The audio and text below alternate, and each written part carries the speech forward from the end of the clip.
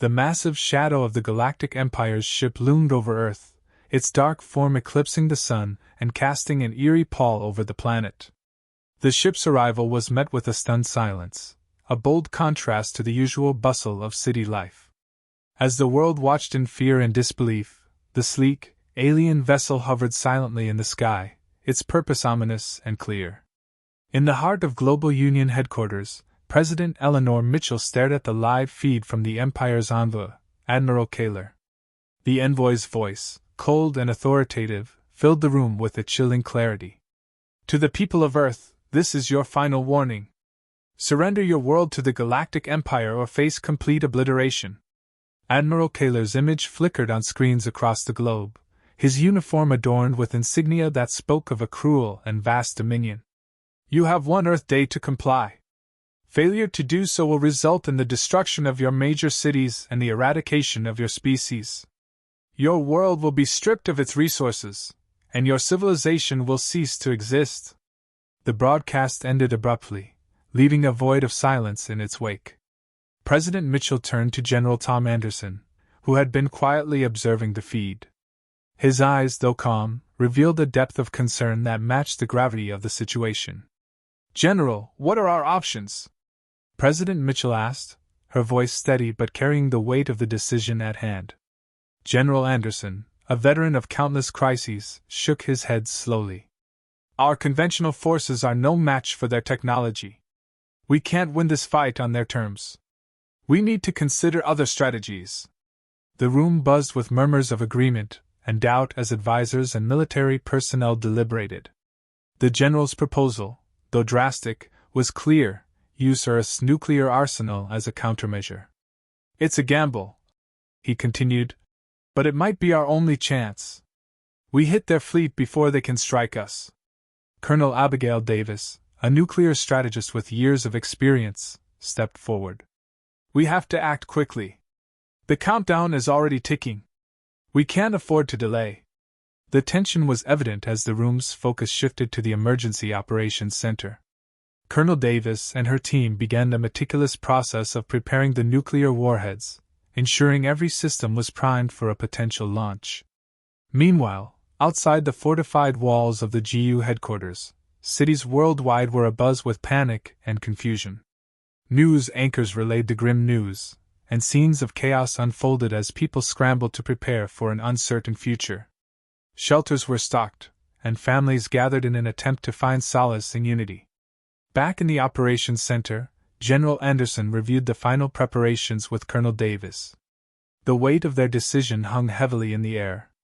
If we launch, Anderson said quietly, we're committing to an irreversible path. There's no turning back. Davis nodded, her face resolute. We know. But if we don't, we risk our entire existence. This is our only option. As the countdown clock ticked closer to zero, the narrative wove through the tension in the control room and the grim determination on Earth's streets. The strategy was bold, the stakes were high, and the hope of survival was now pinned on a desperate move. In the final moments before the launch, President Mitchell addressed the nation. We face an unprecedented threat. Our survival depends on our resolve and unity. We must act now to protect our future. The Military Control Center was a hive of activity, a distinct difference to the impending sense of dread. Colonel Abigail Davis stood at the command console, her fingers moving with precision as she input the final commands. The room was filled with the hum of machinery and the occasional beep of incoming data. Each sound marked a step closer to an uncertain future.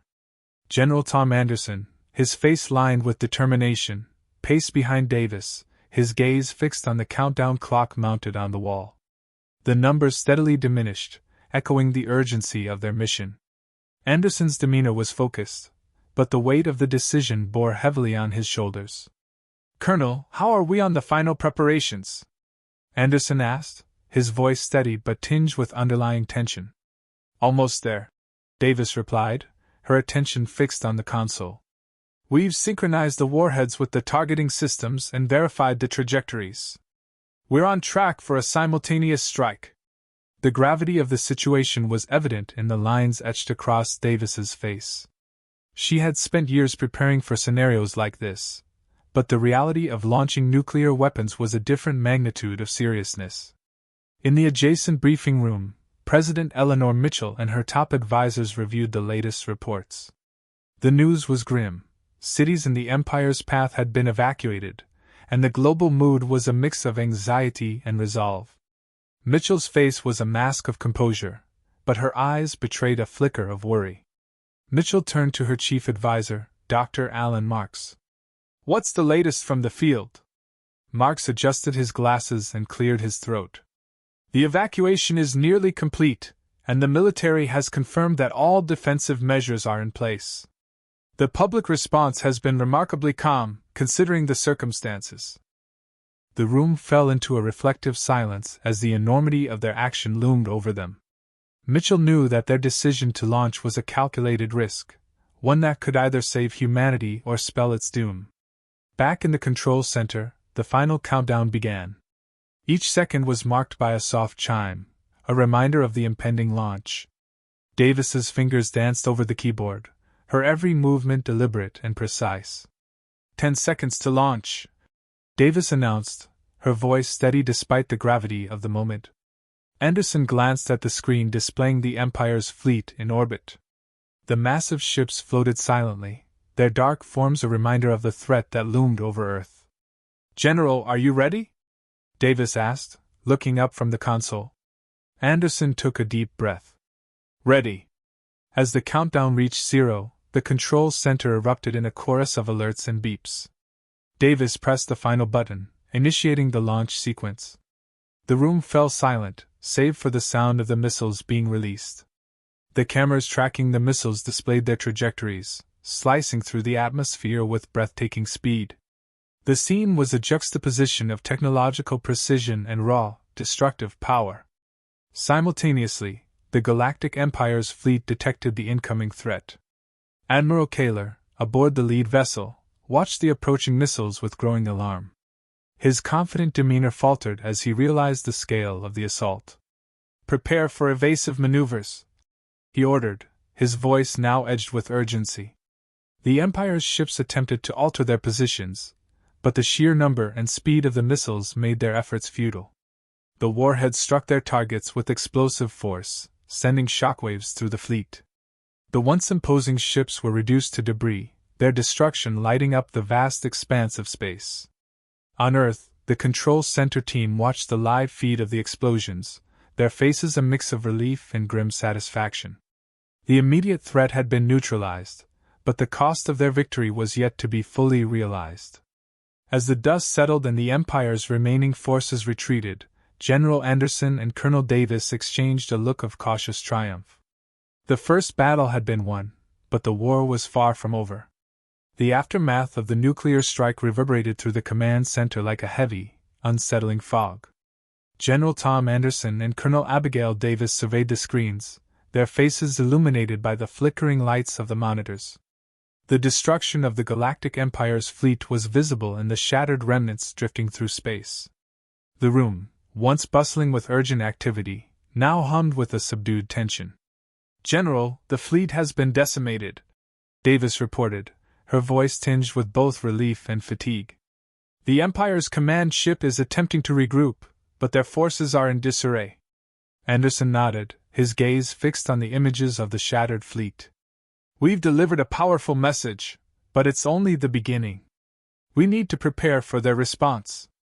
Meanwhile, aboard the flagship of the Galactic Empire, Admiral Kaler faced Emperor Thraxus in the dimly lit command chamber. The Emperor's wrath was palpable, his eyes blazing with fury as he paced before Kaler. "Admiral, explain to me how a planet like Earth, insignificant in our view, managed to thwart our invasion," Thraxus demanded, his voice a low growl. Kaler, his normally confident demeanor now marked by desperation, stammered. "We underestimated their resolve, Your Excellency. Their nuclear strike caught us off guard. We were not prepared for such a direct assault."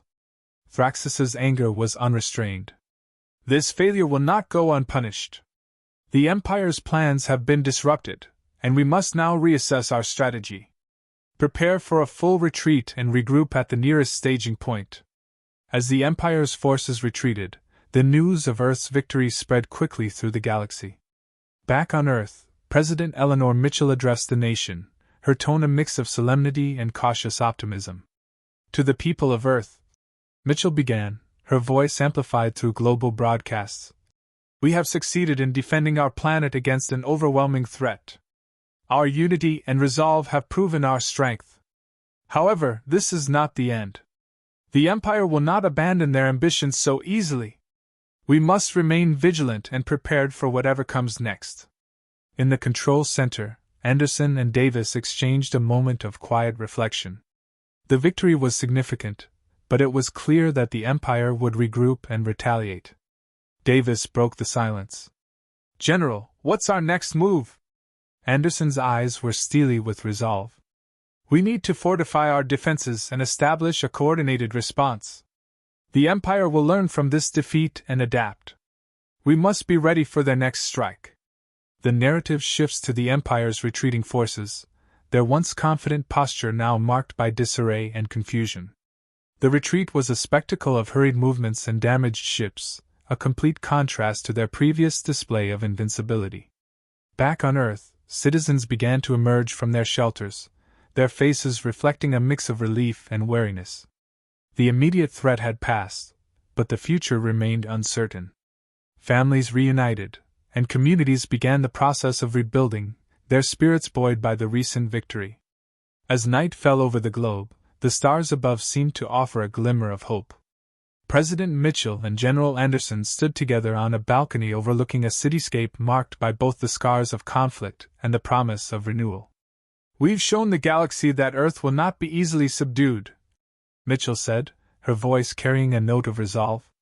But we must remain prepared for the challenges ahead. Anderson nodded in agreement. We've bought ourselves time, but the Empire's ambitions won't be quelled by one defeat. We need to strengthen our alliances and build a defense capable of facing future threats.